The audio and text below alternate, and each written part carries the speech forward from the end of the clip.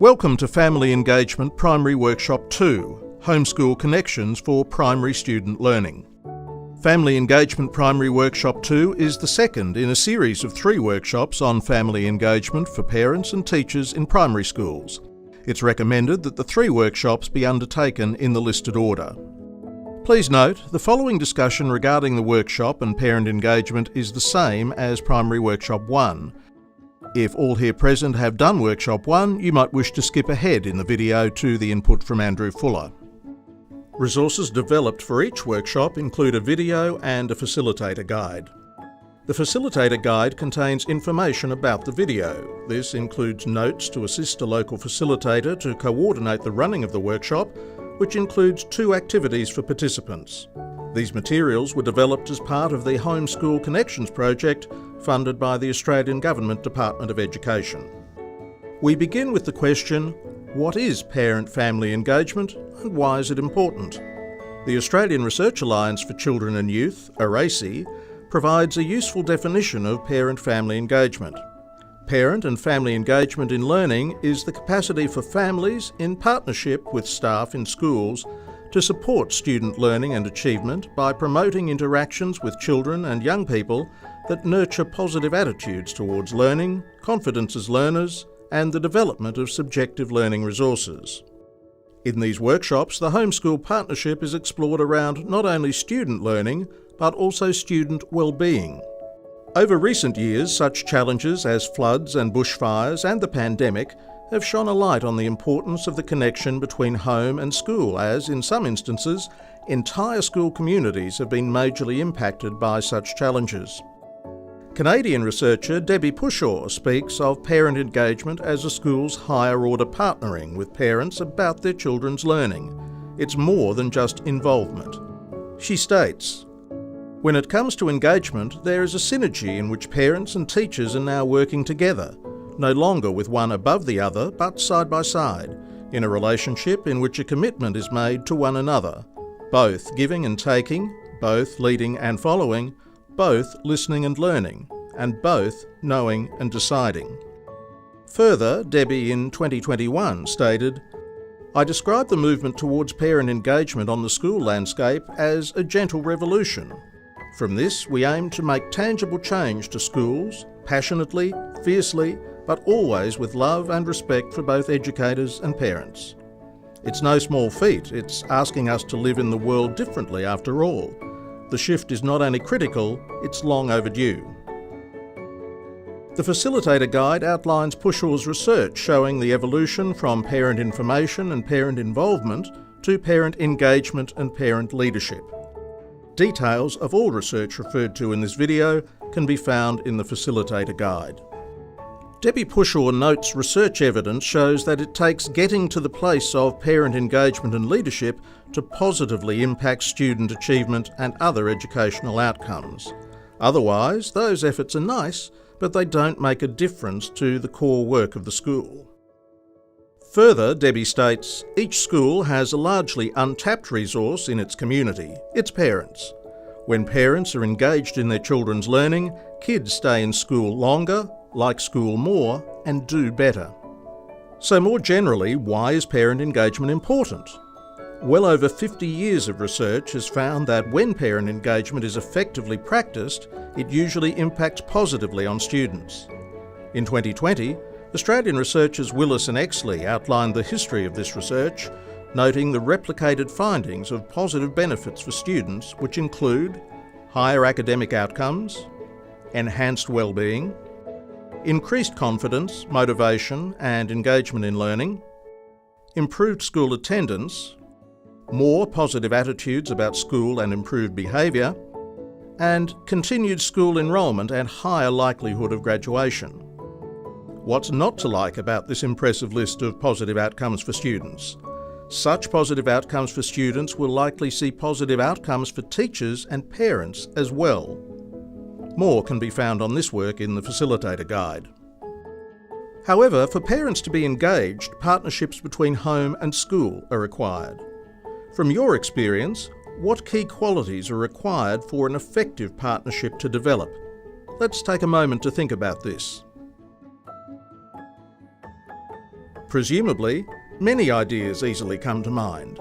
Hendry, Hawkes and Fuller in 2016 suggest that trust, forgiveness, integrity, hope and kindness are the 5 main features to great partnerships and positive relationships. Were any of these on your mental list?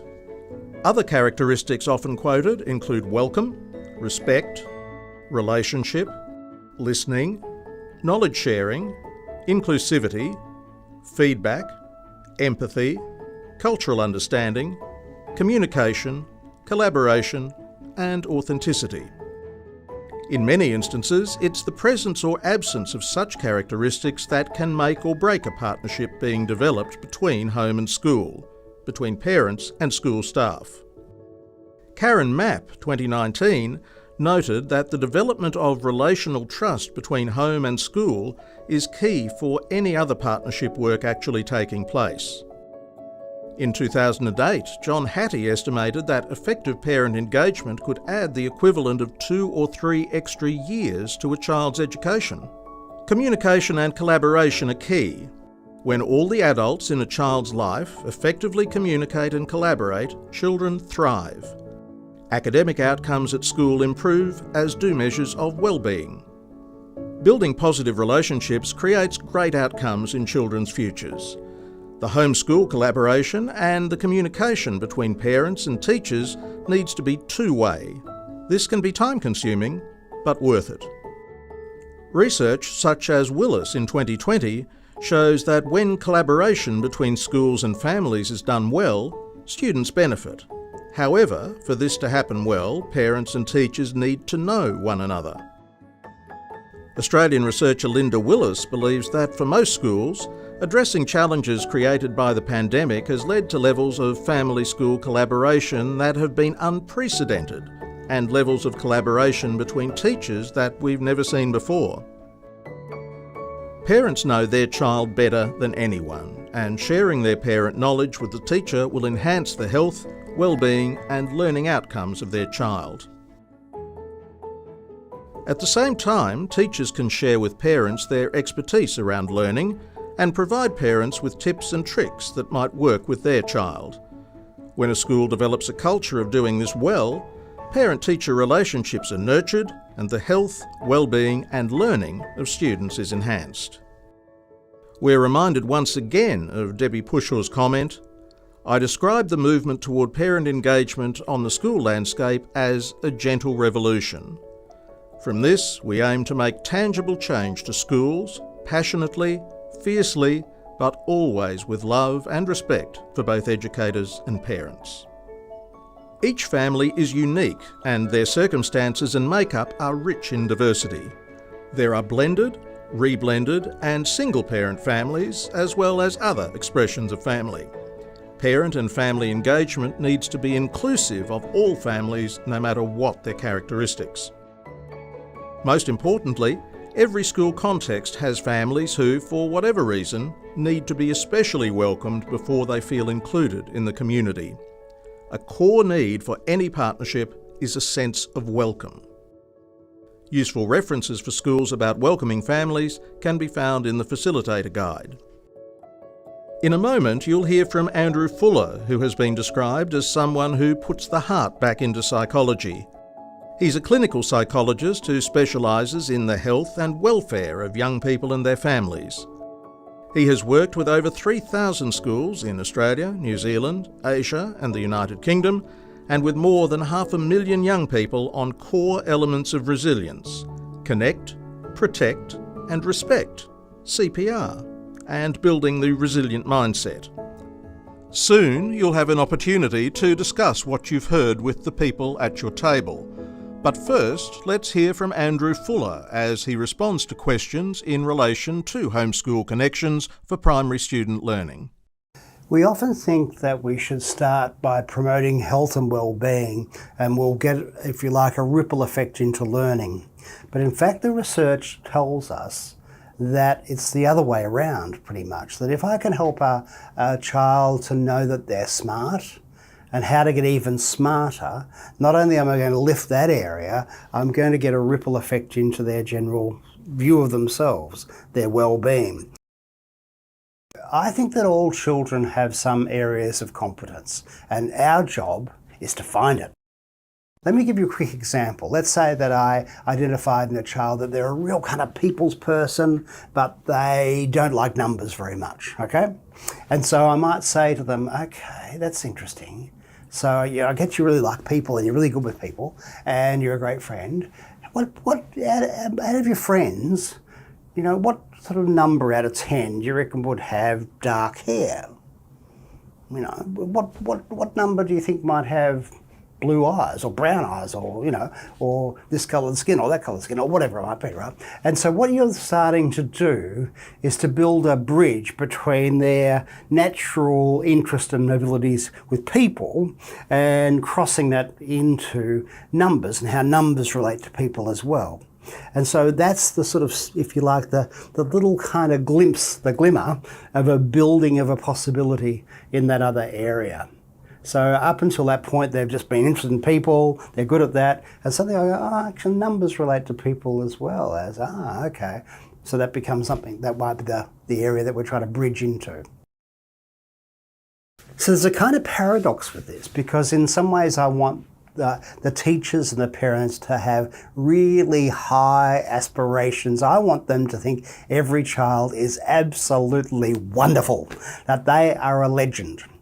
At the same time, we need to recognise that great achievements have very simple origins.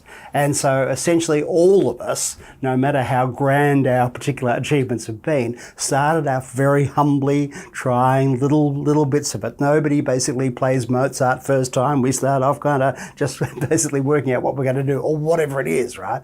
And so it's not so much about basically focusing on the end product, it's focusing on enjoying the steps towards an outcome.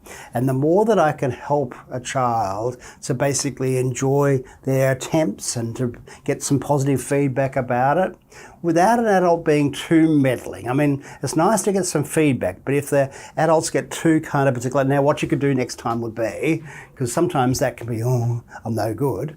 You're often better to go, you're a legend, that was amazing, and I can't wait to see what you're going to do next, is often a better bit of feedback, so that you're then still instilling that belief in that child that they can do it. And believe me, kids actually believe what adults say to them. So if an adult says to a child, I think you're wonderful, I think you're capable, you're just going to be amazing, guess what happens? They live up to it. Well, I think the ideal way to share the achievements across home and school is probably for parents and teachers to get together fairly regularly and make a collaborative plan. So ideally identifying each child's learning strengths, and to then use that knowledge to go, okay, what is the one skill that we'd really like to develop over, say, the next term? And then to think about how could we do that at home, how could we do that at school, and how could we basically start to do this in a reasonably interesting way so the child finds it fun to do.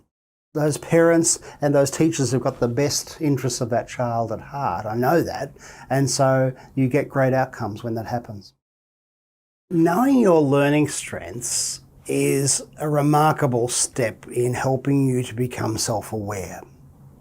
None of us are clever across the board. All of us have some areas where we're stronger and some areas we're not so strong. Our brains are configured differently, which means that you're smart in different ways than other people are smart, and they're smart in other ways that you're not. Now that means, of course, that spending too much time comparing yourself with other people is a complete and utter waste of time. That's the first thing. So rather than being involved in comparing yourself with other people, it's thinking about how are you smart and how can I use those smarts to make you even smarter. And so when we take that approach at home and at school together to really think about, if you like, what's in that child's glass, what's the thing that's in the glass, and make more of it rather than focusing on what's missing and get worrying about that, we get a positive effect not only in terms of motivation and engagement in learning, we also build confidence, and that of course in turn builds well-being. So the whole thing is connected. A really great conversation builds trust in one another, but it also builds the foundation stones for the next action that comes from that conversation. So we think about some of the moments in our lives, and there are conversations I think we've all had that basically have probably changed our lives, really, quite dramatically. And it's interesting to think about those conversations because sometimes we kind of just, move on. And then later on we go, actually, that was really quite a powerful thing that person said to me. So when we engage in a genuine conversation, it's often one that's very constructive and respectful of people. And so what we're not then looking for is moaning and whinging about what's not going on. We can all have whinge fests, of course, from time to time. That can be quite therapeutic. But at the same time, that's not a real conversation. That's just a collection of complaints. The real conversation comes when we start to swap different ideas about a good way forward.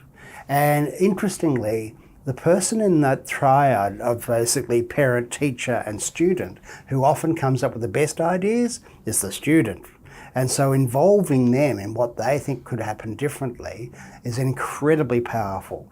I often just take my hat off to the smarts and the creativity of kids in this. When they actually feel like they're being supported and respected in a conversation, they come up with some absolute gems. My good friend and colleague John Hendry and I were looking at research on 193,000 students across Australia, and so a small study, and we were looking at the patterns that we were seeing in that data. And what came to us, which we were very excited about, was the idea that we all have three mindsets. And I think everybody knows this because everybody's experienced all three. And so basically there are days for all of us where our challenges exceed our skills and we topple into anxiety. I've got so much on, I don't know where to begin. There are also days where your great attributes and your great personality and your wonderful sense of humour are not totally appreciated by somebody else, and we tend to feel a bit overlooked. What's the point? Nobody cares what I think. Nobody wants to listen to my thing, and we get a bit avoidant. But the point of running a school, the point of running a family, the point of running a classroom is to try and find the sweet spot between those two where we have this resilient mindset bandwidth, really. Now, it's only when you're in that resilient mindset bandwidth that you can really learn anything at all, because when you're out of it, you're either too anxious and frazzled or too dismissive to learn very much at all. And so part of the job of parents and teachers is to notice when kids are either anxious or avoidant and gradually, gently, to steer them back into that resilient mindset.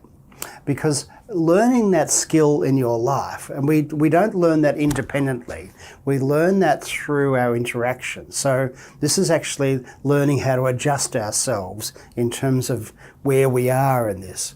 And all of us don't learn that just by coming up with an idea. We learn that through our conversations, through our interactions with other people. So there are times, of course, we've felt agitated and someone said, just calm down, this is going to be okay. There are other times, of course, when we've all felt avoidant, and someone says, "What do you think about this? I'd love your point of view. What's your opinion about this? Or can I ask you for a bit of help about this?" And suddenly we feel included, and sometimes we feel connected, and then we get back into that. Now, long term, that has massive effects, of course, in our life. So our aim long term is to broaden that bandwidth so that the tolerance range, if you like, for a child increases over the years. But the other part of it basically is to equip them by learning through our interactions and our assisting them to get back into that mindset. They start to learn how to do it for themselves. And long term, that's a skill that everybody benefits from. Basically, this model was essentially the Goldilocks theory of mental health, really. The anxiety is too hot, the avoidance is too cold, and of course the resilient mindset is just right. Sometimes I think that little kids are a lot like roosters. They wake up early and they make lots of noise. And they just love to learn stuff. They are full of wonder and awe, and they ask all these weird questions, of you. They sort of say, why aren't clouds purple and why aren't ducks pink? And you go, I don't know. Look it up yourself. And then after a while, stop asking me these dumb questions, right? And then eventually they stop asking and they which is a great shame. So what we inadvertently do is we often crush that beautiful joy of learning. And one of the great opportunities that really we're talking about here is how to reignite that opportunity, how to basically think about how we can build the joy of learning in our kids. So there is many, many ways to be smart, and there's many ways that you're smart, and we want to use those to help you get even smarter. And we're going to do that not just at school, we're going to do it at home, and we're going to have adults, all the adults, and all the people really in a child's life, basically starting to think about how to do that over time. And that has then a ripple effect, not just in learning, but also in well-being and in life. And we get this wonderful, if you like, nurturance of the great things that are in that person, that child. So, what have we just heard? Andrew Fuller notes the following. There's a ripple effect between a child's learning and their health and well-being. One affects the other, it has a flow-on effect. Identifying a child's learning strengths provides the foundation for all other learning to take place. Identifying learning strengths helps to build a bridge between a child's natural interests and abilities to what is possible in other areas. It's the adult's job, the parents and teachers, to help a child to find their learning strengths, what it is that they have a natural competence with, so they can build on from there. Parents and teachers need to share challenging but realistic aspirations for the child, always with the child's best interest at the heart of everything. Genuine conversations build trust and are essential for navigating a constructive way forward with learning.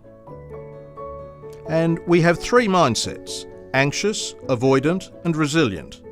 Being able to identify these mindsets and develop the ability to work within a resilient mindset will have lifelong benefits.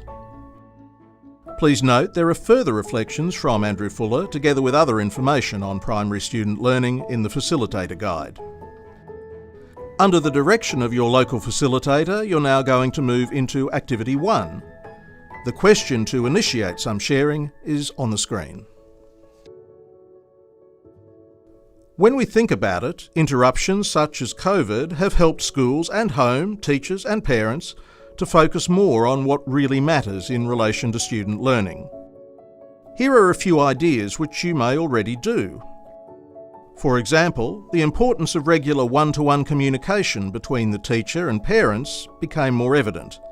Also, parents and teachers became more aware about the different ways individual children approach their learning and when they learnt best. How might this influence timetabling? Also, we know how important it is to collaborate when setting goals. So, when it comes to goal setting for the child, it's useful for the child, parent, and teacher to collaborate, so all know the goals and ways to support the child's progress. Another thought is around reporting. Are there ways in which more meaningful reporting could be happening on a more regular basis in your school? For example, are times arranged for when parents and their child and their teacher can have a conversation together about their child's learning? So during this activity, can you share your experiences of how the Homeschool Partnership has helped to improve student learning? The video will now be paused. Please follow the directions of your local facilitator.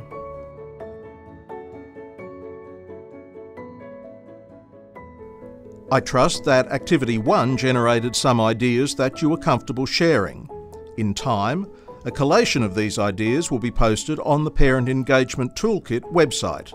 There'll be more about that later. Now we're going to hear from some other people talking about the importance of the Homeschool Partnership for primary student learning. Professor Donna Cross, OAM, has received multiple awards in Australia for her work and leadership in the field of mental health and well-being of children and young people. She's also internationally renowned for this work in the USA, Canada, Finland, Norway, Sweden, Denmark, Japan and Israel. Professor John Hattie is internationally acclaimed as a leading educational expert whose early experience was as a middle school and high school teacher. Professor Hattie's roles have included Director of the Melbourne Education Research Institute at the University of Melbourne and also Chair of the Board of the Australian Institute for Teaching and School Leadership, AITSL. Well, as kids, certainly in the primary school years, the boundary between home and school is not as sharp for them as it's going to be in the secondary school years. And so I think as parents, we can have a dramatic role, particularly if our focus is on learning strategies. What do you do when you don't know what to do? How do you cope with failure? How do you try again and don't do the same strategy the second time? And parents, there are so many opportunities for them to be engaged in the process of learning and in supporting their students. Listening to them, like particularly in the primary school years, they have crises. They have social and emotional aspects.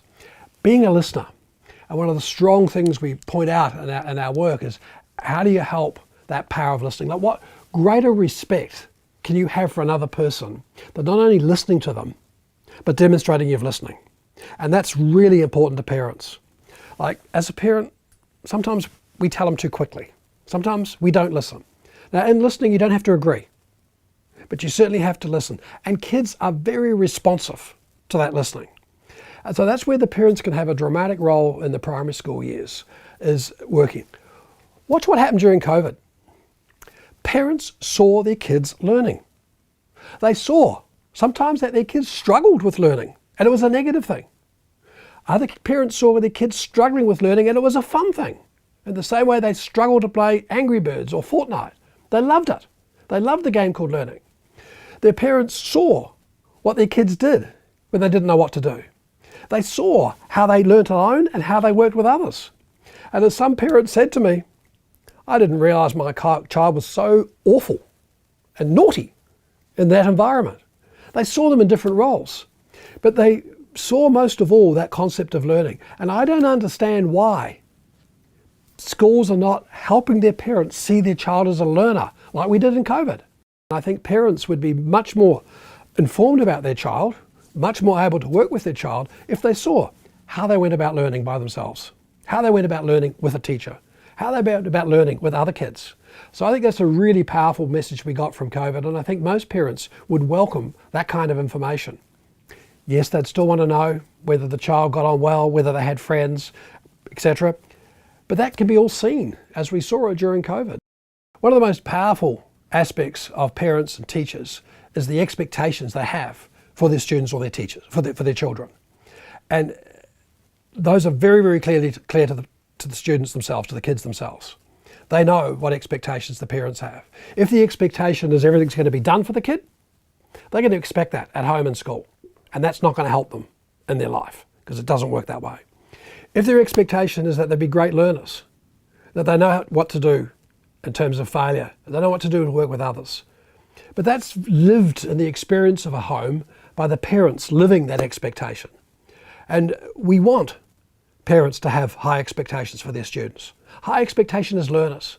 They're not all going to be Einsteins or Madame Curies, but they can all be great learners. And if you look at the great learners of life, they are the ones that did have the skills of interacting with others and knowing how to ask right questions and being in an environment where it was okay to say, I don't know. It was okay to say, let's work on this. And those should be the magic words when a child says, let's work on this together. Let's try and solve this problem. When the parents get in and solve it with them and go down all the false alleys we do when we're learning, know when an alley is a false alley and come back. Those are the ways that parents can have a dramatic role in the learning lives of kids. What happens on a Saturday when you go shopping or you go out onto some event and things don't work perfectly? What coping strategies do you have as a parent? Are they all emotional, venting, anger, upset? Your child's going to mimic that. Or are they problem solving? One of the strategies that we like to use and talk about in the book is the Tiger Woods strategies, the count to 5. When Tiger Woods made an error, he said, I'm going to count to 5 and get really upset with myself. I'm not going to deny it. I made a mistake. It was wrong. I did this. And when you get to count to 5, it's all over. You move on. And those kind of skills where you move from venting to problem solving, coping, because those coping strategies are a very clear manifestation of the expectations that we want to teach to our students. And this is where parents and teachers, the way they help their students, their kids, learn those coping strategies to realise those high expectations is very, very powerful. And we've worked out from a reasonably large study of 26 million kids, there are about 12 strategies that turn out to be really critical. But here's the hard part. It depends where you are in the learning cycle, which strategy works. The same strategy can work at one place, but it doesn't work in another place. Trying to develop this language of learning. Like a good question to ask all of you. How do you learn? Now, as adults, sometimes we struggle to answer that. Like most of us say things like, oh, I like to do, or I like to read, or, well, actually, if you're a good learner, that's not what you do at all. What you do is you might want to start there, but if doing doesn't work, great learners have other strategies. Not great learners have very limited strategies, and when the first one doesn't work, they do it again, and they wonder why it doesn't work. And they say, I'm not a good learner. The language in those early years and how you speak to the child is critical for them understanding their world, building up concepts about what it means to be a learner. This is where we talk in the book about play not having a large effect on kids' learning. But play with language does. It's the language. And we talk about, for example, choosing an early childcare setting for your children. It's easy. Count the words. Count the language in the early childhood setting, count it in the home, count it in an alternative early childhood setting, and put your child where there's the most language, because that's what they need most of all at that age group. It's play with language. The kid wants to learn the language, not just hear it. They want to play with it. They want to explore it. They want to learn it. Language, language, language is the optimal thing that we have to worry about. Language about numbers, language about order, language about colour. Probably the best predictor of reading, rhyming. That's a language game. How we do that in the early years is very, very critical, and I wished every parent was helped to have more interaction with their child in terms of the language with the kid. One of the issues that I think COVID has created for us is this opportunity for mutually respectful relationships between schools and parents, even more so than perhaps we've had before, because there hasn't been as much contact between schools and parents around positive issues. I mean, schools try really hard, they're terribly busy, but I think COVID made schools very mindful of the sorts of actions that they should be taking to make sure and check in with parents, see how they're going, for parents to have conversations with the classroom teacher much more easily, to be able to see the work that children are doing, and for that exchange between school and home to be so strong. It would be wonderful if we can continue to maintain that, and for parents to look for those opportunities to support their children's learning, while at the same time schools seeing how important this relationship is. We know that well-being and learning is inextricably linked, and it's really interesting to understand how that link occurs. So when we think about children's social development, we know that children learn better when they like their teacher. No matter how good their teacher is, if they like their teacher, they'll learn better. So the relationship between a teacher and child is absolutely critical, and the onus is on both the child and the teacher and the family, of course, to make sure that that relationship is as positive as possible. We also know that when children get along well with their peers, they learn better in the classroom. So when there are opportunities for cooperative learning, which of course happens in both primary and secondary environments, children learn better when they feel positive about the children that are around them. Children also learn really well when there's pro-social children in their group, so children who are really skilled. And children are at different levels of skill, similarly as they are to maths and to English, as they are with their social skills. So some children learn those social skills really early, and some children learn them a little bit late. And that lag benefits so much by being around other children who are learning. Now, the spirit of the classroom, the classroom climate that's created by the peer-to-peer relationships, by the relationships between students and their teacher, and of course parents supporting children and believing in their education, that together gives children the best opportunity to learn, because when they are positive, when they're engaged, clearly they're much more able to take on whatever it is that they're learning at the time. One of the most interesting things that we've found in our research is how children are influenced by their emotions.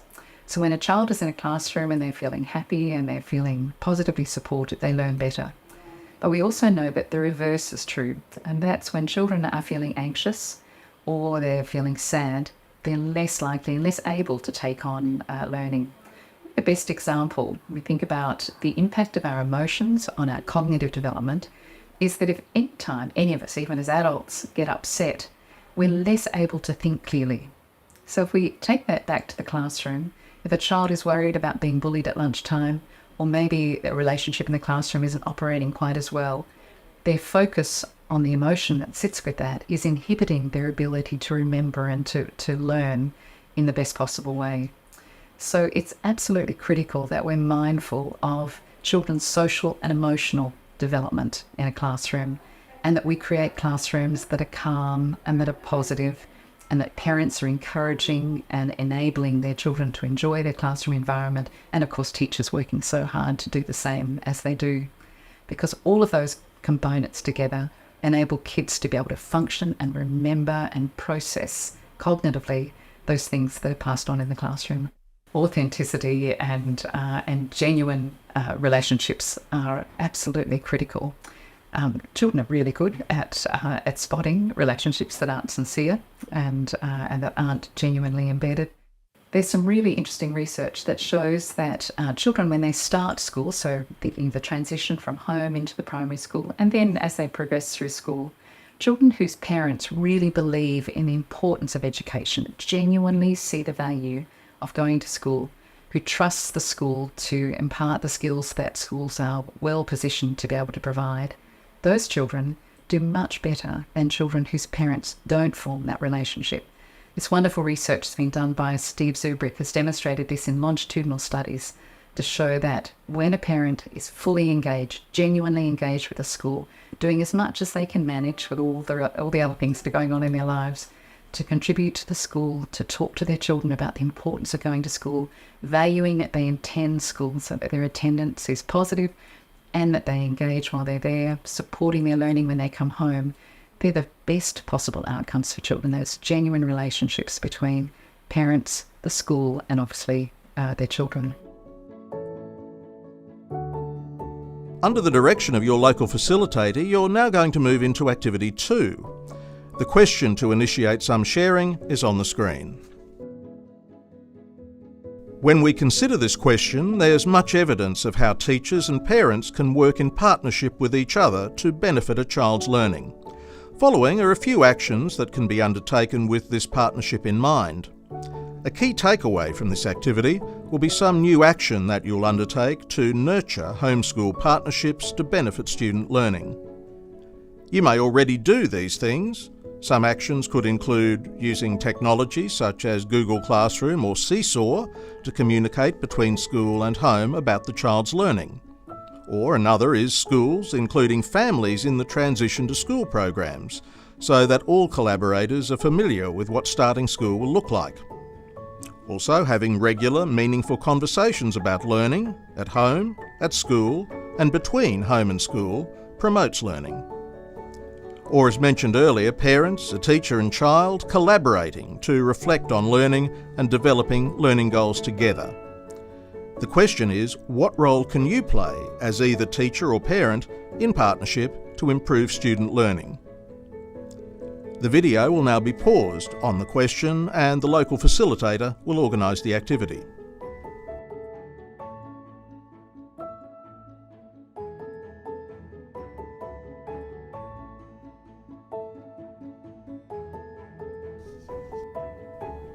To conclude this workshop, we will now spend a few minutes on some other family engagement resources. Firstly, I would like to take you through some resources available on the Gearing Up for Parent Engagement in Student Learning website. Resources on this website have been designed for families and educators, and the introductory video on the homepage captures some schools across our diverse Australian landscape. On the website, there is information for parents of primary school students and secondary school students. Information for principals and school staff in primary schools and secondary schools. This information is organised into modules, and the topics for these modules grew out of a survey of principals and interviews with principals and parents. There are also case studies showing videos of principals and parents discussing key topics in relation to the homeschool partnership. And the newest resources include 3 primary school and 3 secondary school family engagement workshops, each consisting of a video and a facilitator guide for parents and school staff. The website address is www.parentengagementcspa.edu.au. All these resources are freely available to all schools.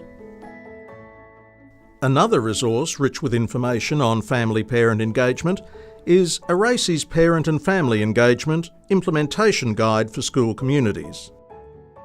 This guide outlines the culmination of over 50 years of research on parent engagement and 4 years of work by ERACE in developing it. Links to all information, including this implementation guide from ERACE, can be found in the facilitator guide for this workshop. Thank you for taking part in this workshop. Hopefully, it has provided stimulus materials to assist you to further explore how the homeschool partnership can greatly benefit the learning of primary school-aged children. A reminder that the research shows that the positive benefits for students include higher academic outcomes, enhanced well-being, increased confidence, motivation and engagement in learning, improved school attendance, more positive attitudes about school and improved behaviour, and continued school enrolment and higher likelihood of graduation. This is an impressive list of goals for every student.